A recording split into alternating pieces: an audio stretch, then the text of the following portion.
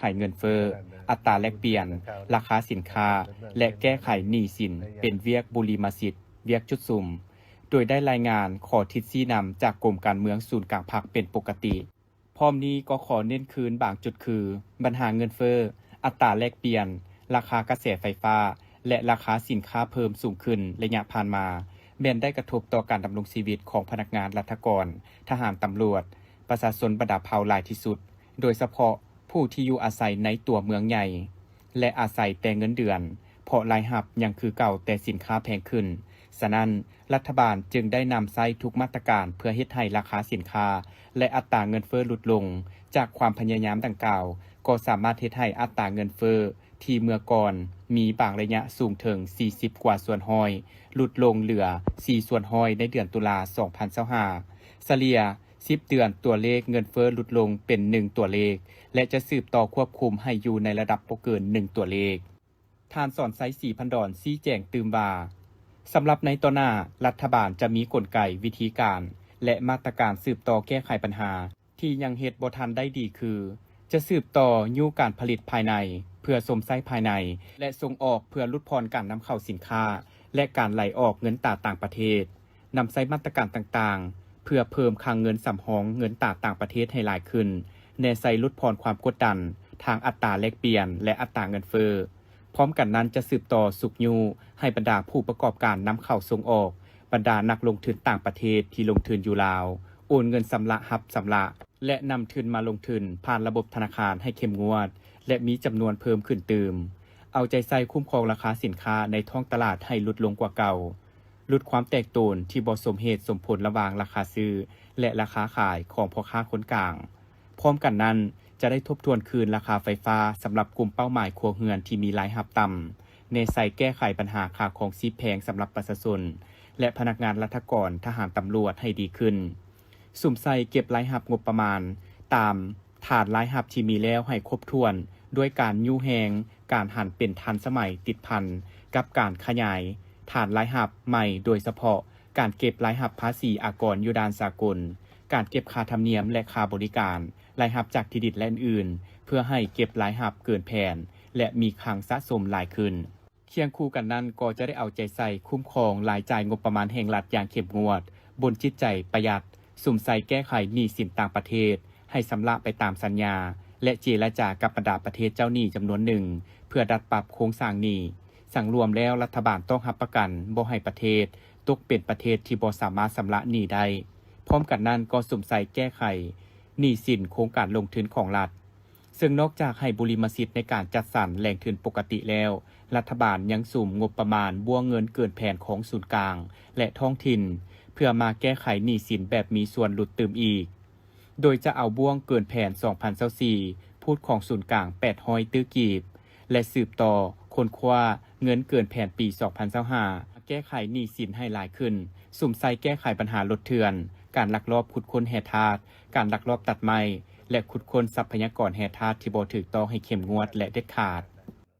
ในระหว่างวันที่8-12 ธันวาคมนี้คณะวิชาการกรมปลูกฝังกระทรวงเกษตรกรรมและสิ่งแวดล้อมสมทบกับแผนกกสิกรรมและสิ่งแวดล้อมห้องการกสิกรรมและสิ่งแวดล้อมเมืองไซและแขนงการเกี่ยวข้องได้ลงเคลื่อนไหวกวดกาประเมินพื้นที่ผลิตพืชผักตามมาตรฐานกสิกรรมที่ดี GAP ของกลุ่มปลูกพืชผักสะอาดเป็นสินค้าที่บ้านเวียงสาเมืองไซจุดประสงค์เพื่อรับประกันคุณภาพความปลอดภัยของผลผลิตและยั่งยืนมาตรฐานการผลิตการส่งออกจำหน่ายสู่ตลาดซึ่งมีผู้เข้าร่วมทั้งหมด32ทานหญิง15ทานการลงเคลื่อนไหวเวียกงานได้ดำเนินไปอย่างละเอียดและเข้มงวดตามขั้นตอนของมาตรฐาน GAP โดยเริ่มจากการทบทวนเอกสารสมัครของทางกลุ่มพร้อมทางได้มีการสัมภาษณ์คณะกลุ่มและคณะรับผิดชอบเวียกงานต่างๆเพื่อสอบถามข้อมูลการบริการจัดการทีมงานยังได้เน้นหนักใส่การกวดการะบบบริหารจัดการภายในกลุ่มรวมถึงการกวดกาเอกสารและการบันทึกข้อมูลต่างๆที่สมาชิกได้นำใช้ตัวจริงถูกต้องและสอดคล้องตามหลักการหรือบ่จากนั้นคณะวิชาการได้ร่วมกันวางแผนกวดกาพื้นที่การผลิตและได้ลงพื้นที่ตัวจริงการลงสนามแม่นเพื่อประเมินความเสี่ยงของพื้นที่ทำการผลิต กวดกาสภาพแวดล้อมแหล่งน้ำและดินที่ไซอาจส่งผลกระทบต่อความปลอดภัยของพืชผักนอกจากกวดกาสวนปลูกแล้วยังได้มีการกวดกาสถานที่เก็บเมียนวัตถุอุปกรณ์ปัจจัยการผลิตเส้นฝุ่นและสารชีวภาพต่างๆรวมถึงขั้นตอนขบวนการผลิตการจัดการต่างๆในแปลงปลูกปัญหาสำคัญที่ถือกวดกาแมนพื้นที่ประกอบการและสถานที่จัดการหลังการเก็บเกี่ยวและช่องทางการจำหน่ายผลผลิตเพื่อให้มั่นใจว่าผักทุกต้นที่ออกจากกลุ่มมีความสะอาดปลอดภัยต่อผู้บริโภคการลงกวดกาพื้นที่การผลิตตามมาตรฐานกสิกรรมที่ดีเป็นบาทก้าวที่สำคัญในการยกระดับขีดความสามารถของกลุ่มปลูกพืชผักสะอาดบ้านเวียงสาให้มีความเข้มแข็งผ่านการกวดกาและประเมินผลจะช่วยสร้างความมั่นใจให้แก่ผู้บริโภคทั้งภายในและต่างประเทศยังเป็นการสร้างมูลค่าเพิ่มให้แก่สินค้ากสิกรรมและสร้างรายรับที่ยืนยงให้กับประชาชนในท้องถิ่นอีกด้วยกิจกรรมนี้ได้รับการสนับสนุนโดยกองทุนปกป้องสิ่งแวดล้อมองค์การสหประชาชาติเพื่อการพัฒนาโครงการคุ้มครองและลดพรยาปรับศัตรูพืชที่เป็นอันตรายในสปป.ลาวในวันที่ 11 ธันวาคม 2025 ทีมงานโทรภาพนครหลวงเวียงจันทน์ได้มีโอกาสลงพื้นที่สัมภาษณ์แม่ตุ้ยชาวกสิกรอยู่บ้านโน้นหวายเมืองไซเสถานครหลวงเวียงจันทน์เป็นผู้ประกอบอาชีพกสิกรรมมาได้ 30 กว่าปี และได้สร้างประสบการณ์การปลูกฝังอย่างต่อเนื่องซึ่งแม่ตุ้ยเคยผ่านหลายอาชีพแต่ด้วยความหักและความผูกพันกับการเฮ็ดกสิกรรมจึงเฮ็ดให้เพิ่นเลือกเอาการเฮ็ดสวนเป็นอาชีพหลักจนฮอดปัจจุบันส่วนผักของแม่ตุ้ยแม่นจะปลูกผักหลายชนิดเช่นผักกาดขาวบล็อกเคอรี่สลัดกรอบผักกาดนาผักกาดซอนและผักอื่นๆตามฤดูกาลระยะนี้แม้ระยะเก็บเกี่ยวเฮ็ดให้มีแม่ค้าจากหลายพื้นที่เข้ามาสั่งจองผักล่วงหน้าจนเกือบบ่พอต่อความต้องการนอกจากนั้นผักบางชนิดที่ปลูกในระยะเดือนปลายก็สามารถเก็บเกี่ยวจำหน่ายได้แล้วเฮ็ดให้สวนมีผลิตภัณฑ์ออกสู่ตลาดอย่างต่อเนื่องซึ่งอาชีพชาวสวนถือเป็นวิถีชีวิตที่ต้องอาศัยความอดทนและการเฮ็ดในสิ่งที่รักการปลูกผักบ่เพียงแต่เป็นอาชีพให้รายได้แต่ยังเป็นการสร้างอาหารที่ปลอดภัยและช่วยลดค่าใช้จ่ายในครอบครัวเพิ่นกล่าวว่าการเฮ็ดอาชีพกสิกรรมแม่นอาชีพที่ซื่อสัตย์อยากได้กินดีอยากมีรายได้ก็ต้องลุกขึ้นสู้และลงแรงให้เต็มที่อันคือว่าแม่ก็เฮ็ดมาหลายอันแล้วนะไปค้าไปขายคือว่าดวงเฮาบ่เข้าก็บ่ฮู้เนาะแต่ว่าคันมาเฮ็ดห้วยเฮ็ดสวนนี่ก็คือว่ายังมีเงินเก็บเงินทอนก่อนแนวอื่นหั่นนะถึงว่าเฮาสิจ้างหลายๆอันก็สร้างแต่สรุปคือเฮาสิเห็นเงินเป็นก้อนเป็นหัวก่อนแนวอื่นสินะก็เลยมาตัดสินใจเฮ็ดแต่นี้แต่ว่าอาชีพเป็นหลักก็คืออันนี้แหละแต่ว่าครอบครัวก็เฮ็ดมาหลายๆอันละไปขายเครื่องกับพัวก็ชุกรอตลาดเนาะอันก็ล้มหัวชุบล้มขาชุบคือผู้เฒ่าเพิ่นมาหั่นแหละแต่ว่ามายืนอยู่ก็คือเฮ็ดอันนี้แล้วก็เลี้ยงงัวเลี้ยงหยังไปนำหั่นน่ะการดูแลก็ต้องได้ใส่ใจเบิดทุกสิ่งอย่างหั่นแหละแต่ว่าต้นทุนนี่ก็หลายแต่กี้หันก็สิอ่านบ่หลายแต่เฮาก็บ่ได้ปลูกหลายเนาะแต่กี้เนาะแต่ว่าเดี๋ยวนี้เฮาคืออันแม้แต่เฮ็ดนานผักทุกสิ่งอย่างได้จ้างเบิดคือลูกๆเห็นจังซี่แหละตัดผักใส่พุ่นอหยังเพราะว่ามีแต่2ผัวเมียเด้ผู้ผัวก็พุ่นอยู่ส่วนนั้นแล้วมีแต่จ้างลูกจ้างหลานมาซอยก็ต้นทุนก็หลายอยู่แต่ว่าถามว่ามันผักเป็นราคาก็คือว่าเฮาสิเสียส่วนนึงเฮาได้2ส่วนสินะผักอยู่ในสวนเฮานี่ว่าก็มีหลายอันอยู่ลูกเพราะว่าถ้าว่าตัวนึงถูกตัวนึงแพงสิมันก็คือมาดึงกันก็คือสวนเฮาสิก็มีสลัดแล้วก็มีกาดขาวแล้วก็มีมอคโคลี่แล้วก็อันนั้นกะหล่ำดอกอันขาวเนาะดอกขาวดอกเขียวคือประชาชนเฮาเอิ้นเนาะแล้วก็มีสลัดกาดซ้อมอีหยังนี่แหละแล้วก็ฮ่องเต้ตีนมีอยากว่าครบผักคุณนะลูกก็จังสิแหละนี่บนเล็กบนหน่อยไปสิแหละข้าเจ้าก็มาเอาผู้นั้นสั่ง50,000ผู้นี้สั่ง40,000จังสิคือเฮาจัดไว้ให้เลยถ้าว่าขึ้นฤดูกาลอันผักตัวนี้เก็บเกี่ยวเนาะแล้วก็ที่ได้เฮ็ดแบบอันนี้แหละแต่ละมื้อหันก็คือตัดสลัดแดแล้วก็ตัดอันนี้แดแต่ว่าขั้นแม่นนั่นกะหล่ำดอกออกก็คือได้ตัดกะหล่ำดอกจังสินะแล้วต้องคือเฮาออกจังสิแล้วเฮาก็เตรียมไถดินี่ เก็บอันนี้ออกเก็บใบอหยังมันออกแล้วก็คือไถแล้วก็มาใส่ใหม่เลยนะบ่ให้มันเสียเวลาเพราะว่าฤดูกาลของเฮามันก็บ่หลายช่วงหาเงินเฮาคือมีแต่ยามนี้ถ้าเลิกออกจากสวนแล้วก็คือเอาหน้าเฮ็ดหน้าใส่สินะลูกก็สามารถกุ้มครอบครัวเฮาได้แล้วก็มีเงินเก็บเงินทอนเฮาหากินเฮาหาช่วงนี้เฮายังอันใส่ไปฮอดฤดูฝนยังได้สบายนะคือว่าคือแม่สอนเลยว่าอันทิมส่วนหนึงได้2 ส่วนสินะถึงว่าเฮาสิจ้างหลายแต่ก็รายได้หันก็คือว่าอันสิดีกว่าแนวอื่นอยู่หั่นนะตามแม่เฮ็ดมาก็บ่แม่นว่าเฮ็ดมื้อนึงมื้อเดียวเด้แม่ก็เฮ็ดมาแต่อันเริ่มเป็นสาวฉันเข้าไป14-15คือเริ่มเฮ็ดสวนปัจจุบันเดียวนี้ก็49 ปีแล้วก็ยังเฮ็ดสวนอยู่คือเก่าเอาผัวมากก็มาเฮ็ดสวนนํกันจังซี่นะลูกครอบครัวก็ก็ถือว่าบ่ถึงขั้นว่าสิรวยแต่ก็บ่ขาดอยู่ขาดกินสินะลูกก็ย้อนสวนนี่แหละเพราะว่าแม่เฮ็ดอาชีพมาหลายอันแล้วก็คือบ่ท้อเฮ็ดสวนสำหรับการเฮ็ดสวนของแม่ตุ้ยแม้นเป็นการผสมผสานระหว่างประสบการณ์ ความขยันและความรักในอาชีพจึงเฮ็ดให้สวนของเพิ่นกลายเป็นแหล่งพักที่ได้รับความสนใจจากผู้ซื้อตลอดมาพิธีดังกล่าวได้จัดขึ้นอยู่ที่โรงเรียนประถมดอนดูเมืองหาดไซฟงนครเวียงจันทน์ในวันที่ 12 ธันวาคม 2025 โดยการเข้าร่วมของท่านคำลาแสงดาวงศ์ผู้อำนวยการรัฐวิสาหกิจเสบียงอาหารนครเวียงจันทน์ท่านทำนองพลทองมากผู้อำนวยการบริษัท CP ลาวจำกัดพร้อมด้วยครูอาจารย์และน้องนักเรียนเข้าร่วมท่านคำลาแสงดาวงศ์ได้ให้สัมภาษณ์ว่าโครงการปั่นยิ้มให้น้องนักเรียนได้เริ่มจัดตั้งปฏิบัติมาแต่เดือนตุลาคม 2025 โดยได้เลือกเอาโรงเรียนประถมดอนดูเป็นการทดลองจัดตั้งปฏิบัติแห่งทำอิฐในนครเวียงจันทน์ซึ่งเหตุผลก่อย้อนนักเรียนที่เรียนอยู่โรงเรียนประถมดอนดูส่วนใหญ่เป็นลูกหลานของพนักงานโรงงานของบริษัท CP สำหรับการแจกจ่ายอาหารเที่ยงแม่นจัดขึ้นอาทิตย์ละ1 ครั้งโดยผลิตภัณฑ์ที่นำมาปรุงแต่งเป็นอาหารเที่ยงล้วนแล้วแต่แม่นผลิตภัณฑ์จากโรงงานเส้นไก่ลูกซีนโยและอื่นๆเป็นการริเริ่มโรงเรียนธรรมิตรที่ว่าอยู่นครหลวงเวียงจันทน์นี่ทางมณฑลได้เฮ็ดพากันริเริ่มแต่ว่ามณฑลเริ่มมาทดลองมาแต่เดือน10เนาะถือว่าทุกๆวันพุธเราเฮ็ดอาหารให้เด็กน้อยนักเรียนกินเพื่อบ่ให้เขาเจ้ากลับคืนมาบ้านได้กินแล้วก็เรียนต่อแล้วเขาเจ้าก็มีการให้สุขภาพเขาเจ้าดีขึ้นและช่วงระยะนี้ถือว่าทางบริษัท CP ลาวก็ได้มีจุดประสงค์อยากสร้างอาหารกลางวันนี้เป็นหลายบ่อนนั่นแหละแต่ว่าปัจจุบันนี้ก็ถือว่ายังอยู่บนขั้นทดลองเบื้องต้นก็ถือว่าโรงเรียนนี้ถือว่าเป็นโรงเรียนที่เริ่มแล้วก็พ่อแม่เขาเจ้าก็เฮ็ดสลายก็เฮ็ดเวียกในโรงงานบรรเทานี้แล้วบรรเทาก็เลยว่าคิดว่าจะให้เขาเจ้าได้กินทุกมื้อพุ่นแหละแต่ว่าก็ยังขาแม่ครัวนึงบ่ทันมีผู้ที่ว่าสมัครเข้ามาเป็นแม่ครัวให้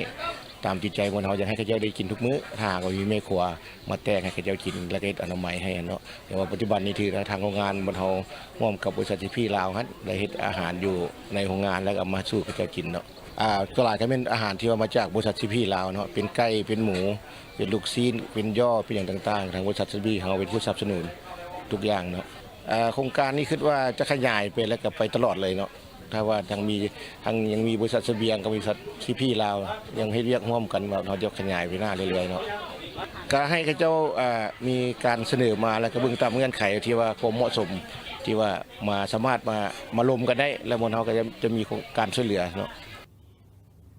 โอกาสนี้ต่างหน้าโรงเรียนประถมดอนดูยังได้กล่าวแสดงความขอบใจต่อกับรัฐวิสาหกิจเสบียงอาหารนครเวียงจันทน์และบริษัท CP ลาวจำกัดที่จัดโครงการดีๆแบบนี้ขึ้นมาซึ่งแสดงให้เห็นถึงการเอาใจใส่และให้ความสำคัญต่อนักเรียนเฮ็ดให้ร่างกายเติบใหญ่สมบูรณ์ของเด็กในเกณฑ์วัยเรียนทั้งช่วยเสริมสร้างให้เด็กน้อยในโรงเรียนได้รับโภชนาการและมีสุขภาพที่แข็งแรงในตอนท้ายทางโรงเรียนยังได้มอบไปย่องยอให้กับภาคส่วนดังกล่าวตื่มอีกพิธีเปิดงานวางแสดงผลิตภัณฑ์ยาพื้นเมืองลาวครั้งที่2จัดขึ้นในวันที่12 ธันวาคม 2025อยู่ที่หอพิพิธภัณฑ์ประธานไก่สอนพรหมวิหารและอนุสรณ์สถานผู้นำปฏิวัตินครหลวงเวียงจันทน์โดยการเข้าร่วมของทานวิไลวงศ์บุตรคำรองหัวหน้าคณะจัดตั้งศูนย์กลางภาคดร.นางวิภาวันพรหมวิหาร ประธานกิตติมศักดิ์สมาคมอนุรักษ์หญ้าพื้นเมืองลาวดร.คำเพชรมณีวงศ์ประธานสมาคมอนุรักษ์หญ้าพื้นเมืองลาวปริญญาเอกดร.บุญเรือนดวงเดือนหัวหน้าสถาบันการแพทย์และการหญ้าพื้นเมืองลาวกระทรวงสาธารณสุขมีบรรดาการนำภาครัฐอดีตการนำและภาคส่วนที่เกี่ยวข้องเข้าร่วมดร.คำเพชรมณีวงศ์ได้กล่าวว่างานวางแสดงหญ้าพื้นเมืองของสมาคมอนุรักษ์หญ้าพื้นเมืองลาวครั้งที่2จัดขึ้นเป็นเวลา2วันระหว่างวันที่12-13 ธันวาคม 2025 นี้ที่หอพิพิธภัณฑ์ไกรสอนพรหมวิหารภายในงานได้เปิดวางแสดงสินค้าและผลิตภัณฑ์เกี่ยวกับหญ้าพื้นเมืองลาวขึ้นเพื่อเฉลิมฉลองวันคล้ายวันเกิดของประธานไกรสอนพรหมวิหารผู้นำที่ยิ่งใหญ่และเคารพรักของปวงชนลาวครบรอบ105 ปีสมเสยวันสถาปนาสาธารณรัฐประชาธิปไตยประชาชนลาวครบรอบ50 ปีเพื่อเฉลิมฉลองวันสร้างตั้งสมาคมอนุรักษ์หญ้าพื้นเมืองลาวครบรอบ3 ปีและทั้งเป็นการส่งเสริมพร้อมทั้งเปิดโอกาสให้ผู้ประกอบการและเอกชนผู้ที่มีท่าแหงและมีความรู้เกี่ยวกับผลิตภัณฑ์หญ้าพื้นเมืองโดยนำเอาผลิตภัณฑ์ของตนมาวางแสดงออกสู่ตลาดนอกนั้นยังจะเป็นการเผยแพร่และแลกเปลี่ยนถ่ายทอดองค์ความรู้พื้นบ้านเคียงคู่กับวัฒนธรรมการนำไส้หญ้าพื้นเมืองจากอดีตจนถึงปัจจุบันซึ่งความคาดหวังของการจัดงานครั้งนี้แม้นจะช่วยขับเคลื่อนการไส้หญ้าพื้นเมืองลาวในการรักษาสมทบหญ้าหลวงและหญ้าพื้นเมืองการแพทย์ทางเลือกในสถานที่บริการขั้นต่างๆส่งเสริมผู้ผลิตท่าแหงจากทรัพยากรธรรมชาติที่เป็นยารักษาภูมิปัญญาของท้องถิ่นการสืบสานพันธุกรรมพืชที่เป็นยาและองค์ความรู้ดั้งเดิมของชาติลาวยกระดับมาตรฐานการผลิตยาพื้นเมืองลาวและพัฒนาให้สูงขึ้นเป็นก้าวๆและสร้างความเชื่อมั่นผู้บริโภคทางด้านคุณภาพประสิทธิภาพและความปลอดภัยสำหรับบรรยากาศภายในงานมีบรรยากาศในวันเปิดงานเต็มไปด้วยความคึกคืนการนำขันสูงก็ได้มีการเยี่ยมชมให้กำลังใจซึ่งมีการแสดงวัฒนธรรมภูมิปัญญาตำรายาจากพืชที่เป็นยาของบางชนเผ่าโดยมีการบอกเล่าสืบทอดบันทึกจากรุ่นสู่รุ่นแลกเปลี่ยนสูตรตำรายาที่เคยใช้ในการปิ่นปัวบางพญาตจากหมอยาผู้มีประสบการณ์นำไส้หลายร้อยปีและประชาชนผู้มีความสนใจเข้าชมเป็นจำนวนหลายมื้อนี้มันพวกเขาได้มีการเปิดพิธีงานวางแสดงผลิตภัณฑ์หญ้าพื้นเมืองลาวขึ้นอยู่ที่หอพิพิธภัณฑ์ไกรสอนพรหมวิหารและอนุสรณ์สถานการนำปฏิวัติเนาะถือว่าพวกเขาได้เฮ็ดร่วมกันกับเพิ่นและก็ถือว่างานวางแสดงสุดนี้ได้แม่นมี4จุดประสงค์หลักๆเนาะอันนึงแม่นเพื่อคำนวณผลตอนวันสถาปนาสาธารณรัฐประชาธิปไตยประชาชนลาวครบรอบ50 ปีเนาะแล้วก็คำนับวันขายวันเกิดของหลวงประธานไกรสอนพรหมวิหารครบรอบ105 ปีแล้วก็แม่นมือเดียวกับวัดสักตั้งก็คือคำนับสมเสยของวัดสักตั้งสมาคมอนุรักษ์พื้นเมืองเฮาครบรอบ3 ปีและอันที่4นี่แม่เพื่อสื่อสารให้แก่สังคมได้รู้ว่าหญ้าพื้นเมืองลาวเฮาได้หันจากผลิตแบบธรรมชาติคือแต่ก่อนแล้วมาเป็นก้อนเป็นเม็ดเนาะแบบลักษณะทันสมัยขึ้นมาซะแล้วจากแต่ก่อนในพวกเฮาบ่ทันได้สร้างตั้งสังคมเฮาคุ้มครองก็จะบ่ได้เนาะถือว่างานวางแสดงสุดนี้นี่จะเป็นการระดมพ่อหมอแม่หมอก็คือกันกับประชาชนให้ฮู้ว่าหญ้าพื้นเมืองเขามีการพัฒนาตามทิศสีน้ำแนวคิดสีน้ำของลูกประธานไกรสอนพรหมวิหารเพิ่นได้เน้นแท้ๆว่าหญ้าพื้นเมืองเนี่ยมันแม่นท่าแห้งอันหนึ่งและเพิ่นจึงให้สัญญามว่าเป็นคำเขียวคันบอกคำเขียวเนี่ยมันก็มีความหมายลึกซึ้งอีหลีหรอบ่เพียงแต่เป็นหญ้าละล่ะมันก็เป็นเศรษฐกิจให้แก่ประชาชนเฮามีรายรับกระทั่งประเทศชาติเฮาก็ได้รับผลประโยชน์เช่นเดียวภายในงานครั้งนี้แม้นได้มีผู้ประกอบการที่ผลิตหญ้าพื้นเมืองลาวจากทุกภาคเหนือกลางใต้ เข้าร่วมวางแสดงหลายกว่า30หัวหน่วยที่ได้นำเอาผลิตภัณฑ์สูตรการคิดค้นยาพื้นเมืองของตนมาวางแสดงนำเสนอและจำหน่ายอยู่ภายในงานเนื่องในงานคล้ายวันเกิดของพระประธานไกรสอนพรหมวรประธานที่แสนเคารพรักซึ่งมีอายุครบรอบ105 ปีและเพื่อเฉลิมฉลองวันศาสตร์ครบรอบ50 ปีที่พวกประชาชนลาวมีความปลื้มปิติยินดีนะในนามประธานภาคผู้คิดค้นผู้สืบตำราครูบาอาจารย์ที่บันทึกมาไว้หลายสัวอายุคนเนาะก็ขอแนะนำว่ายาที่ญาทานได้เฮ็ดมานี่แม่นเฮ็ดจากตำราครูบาอาจารย์ที่มีในนี้แต่ก่อนในประเทศเฮายังอยู่ในบ่ทันมีความเจริญทั้งวัตถุในอื่นเนาะยังใส่ธรรมศาสตร์เป็นใหญ่ตำราอันนี้บ่แม่นว่าสิขึ้นได้คือเฮ็ดเบื้องต้นอาจจะแม่นเราจากคำปากต่อกันมาเพราะว่าคนลาวสมัยก่อนมันบ่จักหนังสือมีแต่ภาษาเว้ามีตัวหนังสือแต่ว่ามันบ่ได้หนังสือนะจากนั้นก็มีนักปราชญ์อาจารย์ที่มีความรู้ความสามารถในบันทึกตำรานี่ใส่ในไม้ลาดใส่ในกาบไม้ไผ่ใส่ในกาบล่างต่างๆหรือว่าเป็นเจียสาต่างๆแต่ในที่นี้ญาติทานจึงใส่ชื่อว่ายาพื้นเมืองภูมิปัญญาบรรพบุรุษเสือศาสตร์ลาวรวมเบิดทุกชนชาติชนเผ่าจะเป็น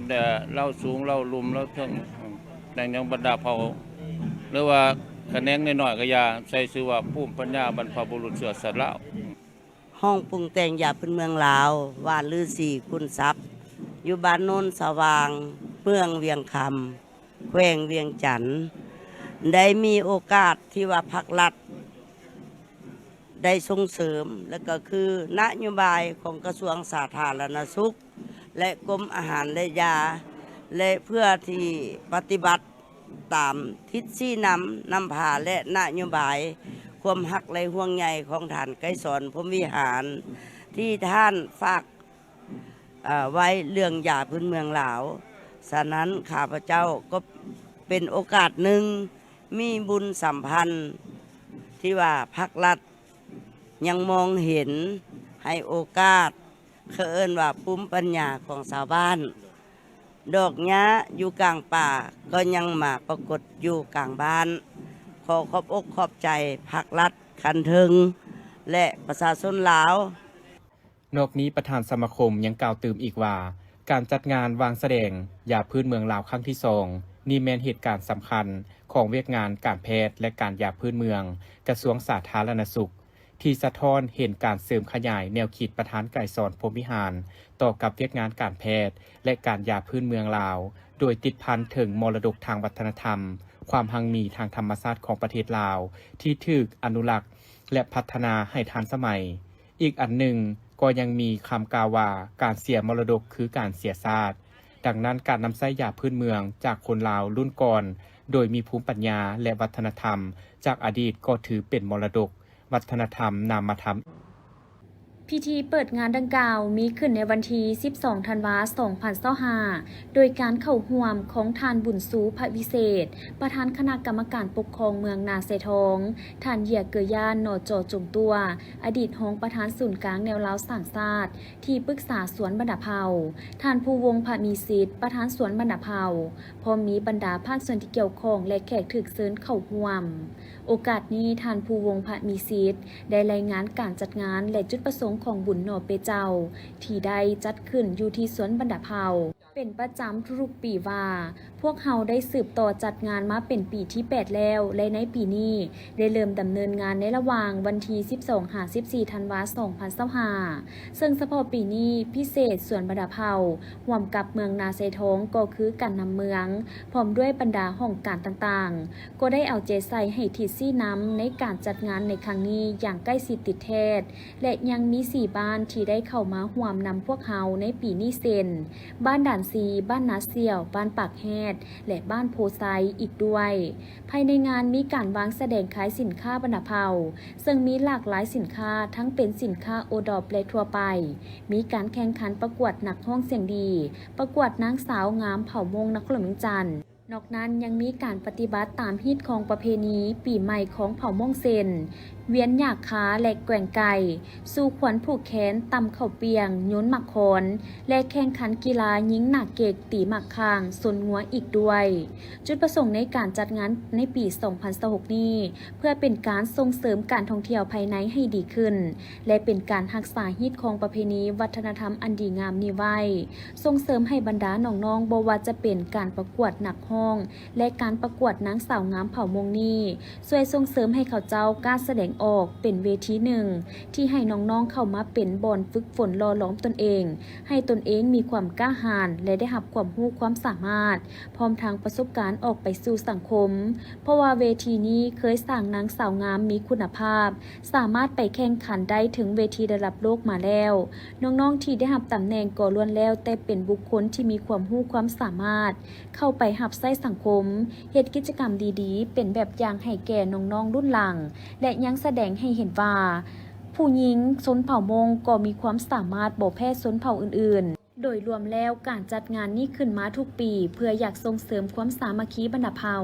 รักษาฮีตของประเพณีส่งเสริมให้ผู้เข้ามาประกวดได้รับสิ่งที่ดีๆกลับไปและงานนี้ก็มีกิจกรรมอันหนึ่งเป็นประจำของส่วนบรรดาเผ่าพอพนักงานพวกเขาส่วนหลายก็แม่นคนเผ่ามงก็อยากให้เขาเจ้าได้ลิ้นได้กินไปพร้อมกันดังนั้นในปีนี้พวกเขาจึงได้เปลี่ยนชื่อจากส่วนพฤกษามาเป็นส่วนบรรดาเผ่าเพราะพวกเขาเน้นใส่การส่งเสริมวัฒนธรรมบรรดาเผ่าพร้อมนี้ภายในงานยังได้รับสมบรรดากิจกรรมต่างๆที่ทั้งคณะจัดงานได้จัดขึ้นบ่ว่าจะเป็นการแข่งขันงัวซนเวียนหยากขาและแกว่งไก่อ้อมลักพิธีบาสีสู่ขวัญและกิจกรรมการแสดงศิลปะอื่นๆตื่มอีก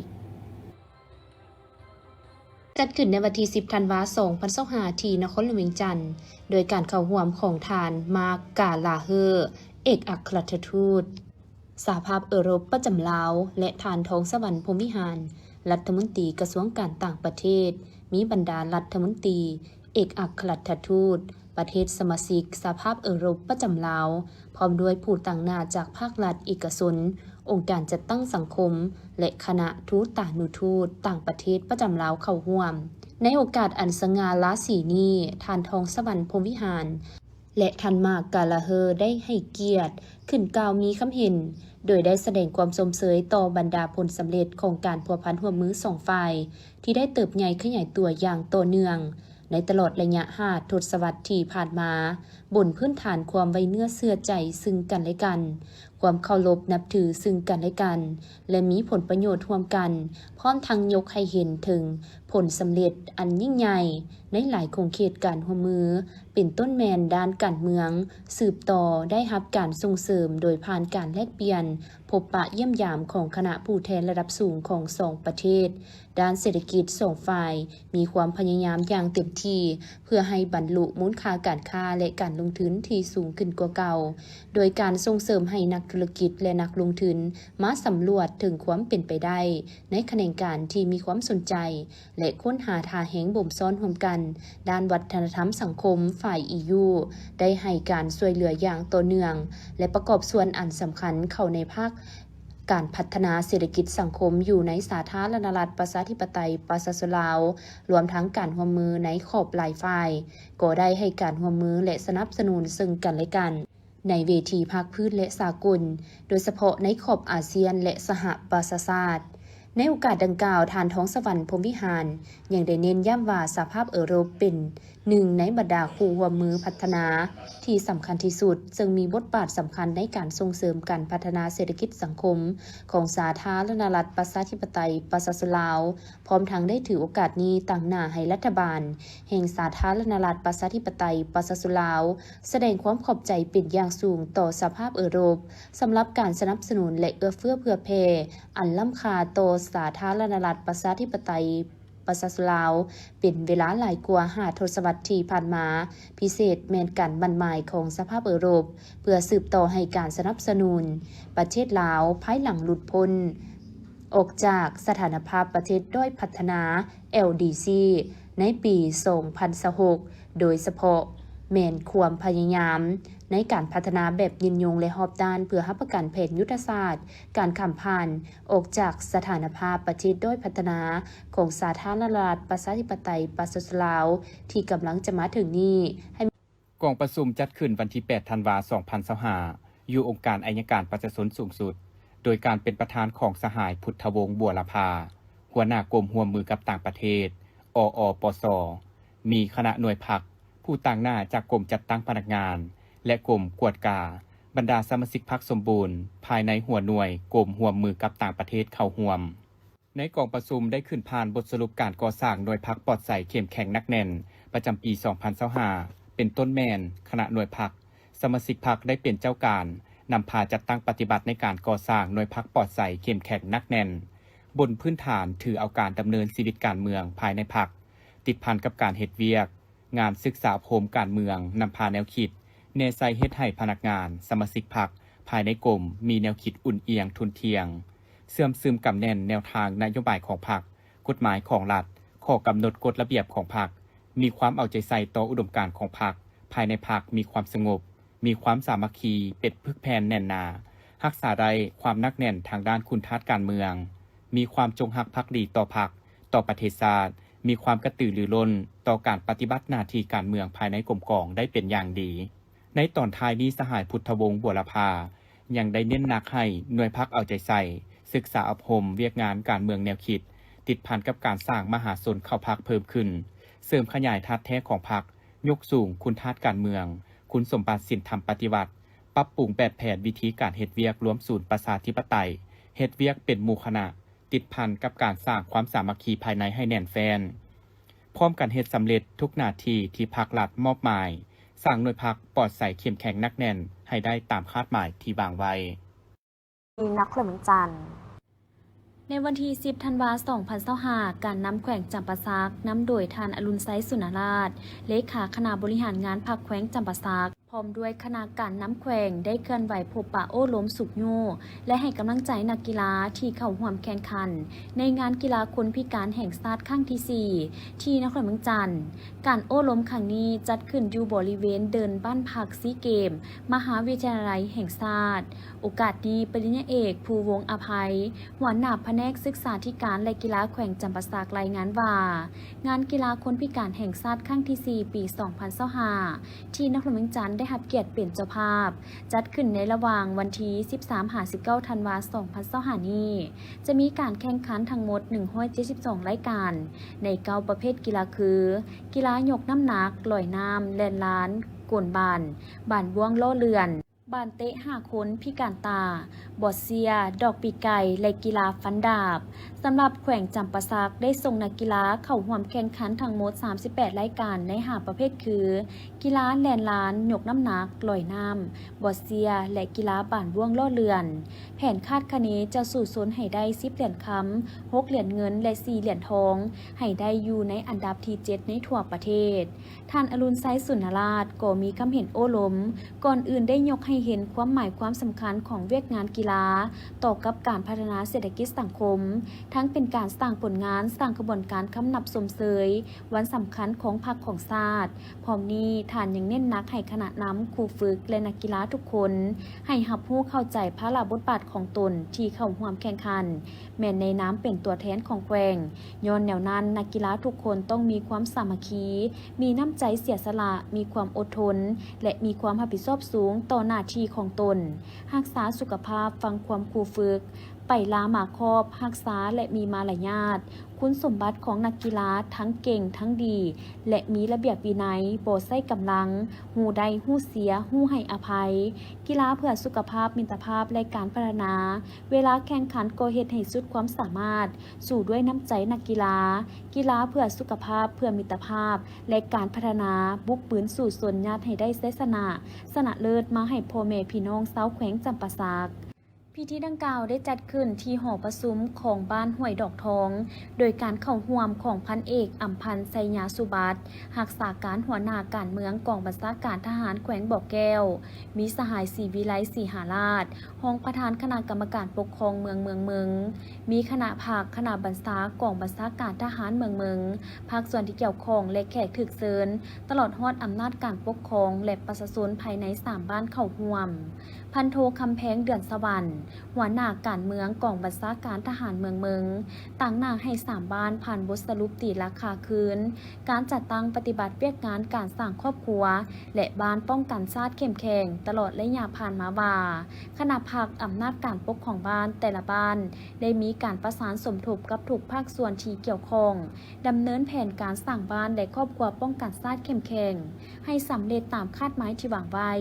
โดยถือเอาเวียกงานศึกษาอบรมการเมืองนำพาแนวคิดเป็นกกโดยการนำเอามติคำสั่งต่างๆของภาคกฎหมายของรัฐเอกสารเกี่ยวกับเวียกงานป้องกันชาติมาจัดตั้งเผยแพร่ให้พ่อแม่ประชาชนเข้าใจแจ้ง